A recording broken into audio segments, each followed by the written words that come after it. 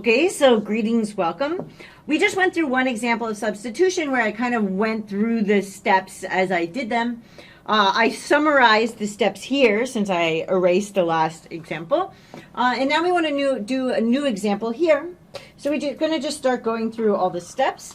The first one to go through is to actually identify, right, our outside and inside functions. So I can kind of see this here, right? I can see my inside function. Usually it's easiest to do your inside first.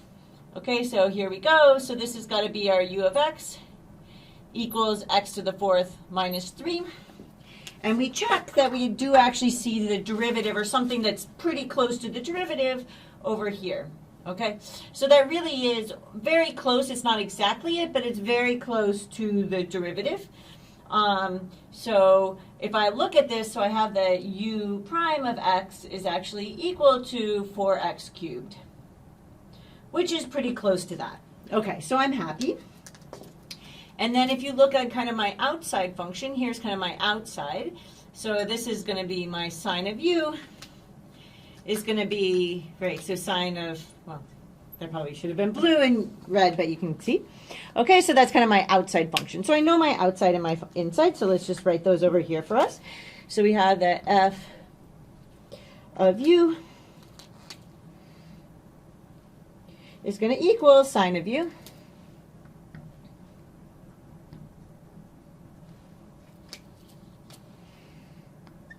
right, where I have that u of x is going to equal x to the fourth minus 3.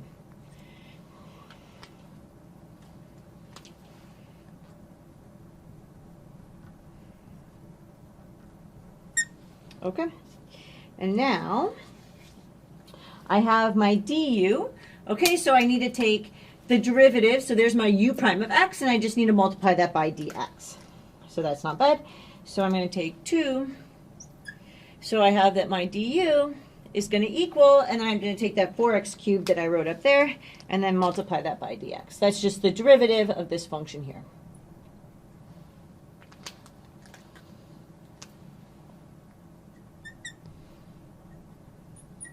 Okay, now I want to solve for this dx. So I just bring it to the other side. So I just have dx is going to equal du divided by 4x cubed. Now I'm ready to take these and substitute them in. Okay, so when I substitute them in, so this has to replace my dx, and this has to, u has to replace that. So I'm going to get the integral of my x cubed is still there. I'm going to have to do some cancellation. Hopefully, if I chose my f and my u correctly, that'll just cancel there. So I have x cubed, and then I have my sine of u, right? You can see that there. So this is actually just ends up being my sine of u, right? Once I replace that u, which is my x to the fourth minus 3, and now I have to replace my dx, right? Right here, this has to replace that. So I get du over 4x cubed. And now I know that I did a good job because the x cubed, which is a significant part, the 1/4 isn't really going to matter because we can just pull that out. It's easy to work with, but all the x terms cancel. So let's go ahead and do that. And we're going to get, so from this 4 here, I'm going to get a 1/4 on the outside. So integral of sine of u du. Now I have an integral that's just in terms of u. So I'm happy, so I can keep going. And I'm going to integrate with respect to u. So I just get, what's the integral of this? This is, I got to take the antiderivative. I'm going to get minus 1/4 cosine of u plus c. And now sometimes you might think you're done, but then you have to remember that I'm taking the integral with respect to x, so I need to get a function that's in terms of x. So all I need to do is put back in my u here. I just see my u a single time there, so I can just put my u into there. And I'm going to get, so minus 1/4 times cosine of, and then I just put in my u.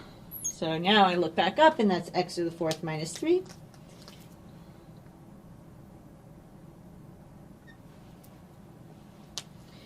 Okay, And now I have no u's left or anything. So I'm happy. So now I just need to check it. So I'm going to just check and take the derivative.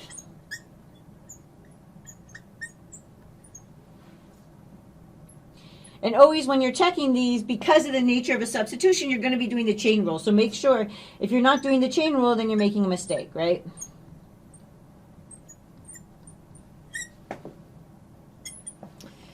Okay, so I have to get, so I can pull out, say I have minus 1/4, and then I'm going to get minus sine of x to the 4th minus 3 times the derivative with respect to x of the inside. I've got to do my chain rule always properly. And then the plus c ends up just dropping out because I'm taking the derivative of a constant, so I get 0. Okay, so what I end up getting here is, so these are going to cancel, so I'm going to end up getting 1/4 sine of x to the 4th minus 3 times 4x cubed, which is going to equal x cubed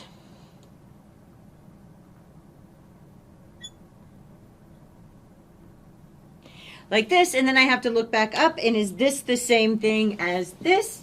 And it is, so I'm happy and I'm done. Okay, so then I just get to write my answer, which was the answer I got before I was doing my check. So here we go. So here's my answer, which is that the integral of x to the cubed sine of x to the 4th minus 3 dx is going to equal x cubed sine of, and then I have x to the 4th minus 3 plus c. Don't forget your c. Okay, great. So I just went through these steps one by one. I looked for my outside function, right, which is my f of u is the outside of the inside. Usually it's easiest to figure out the inside first, because it's kind of like inside a function, and then you can look for its derivative next door, and if roughly its derivative is next door, you're happy. So we get, here's my inside function. My outside would be, if I replace the inside function with u, what would I get? So that's how I got my f of u with sine of u. That was my inside. More or less my derivative is next door, so I'm happy. Then I need to take the differential here. So I just did that derivative of u, which I kind of had already seen there, multiplied by dx. I solved for dx because now I want to sub in the dx in here and my u in there, so that everything is going to be in terms of u once I do canceling, and I can just integrate with respect to u, a much more simple function. So I integrate with respect to u, but I need an answer in terms of x, so I switch back in terms of x, and the last step is that I just have to take the derivative, right, to check that actually the derivative of that is indeed the integrand, so that I have indeed found an antiderivative. So I just take the derivative. I need to remember to use the chain rule. Some things to notice here in case you forget when you use the chain rule. I didn't change, right, so I changed the outside function here. I didn't change the inside, but I took the derivative of the inside. And that's all that's kind of a little bit tricky. Sometimes when you get to these methods and you're used to, it gets very confusing because you're integrating and differentiating in the same time. So you have to like kind of keep it straight in your mind when you're, right, because it's going to happen so many times probably that you're going to forget that, oh wait, I'm differentiating this so the power goes down instead of up. It's just something that you'll have to kind of, kind of work to keep straight in your mind, but it's actually not that bad once you get the hang of it. You just have to always kind of be alert. A lot of these things you just kind of have to be alert. Okay, well, great. So I hope this makes sense and that, you get some practice with this and find that it's actually not so bad. I'll see you in the next lecture.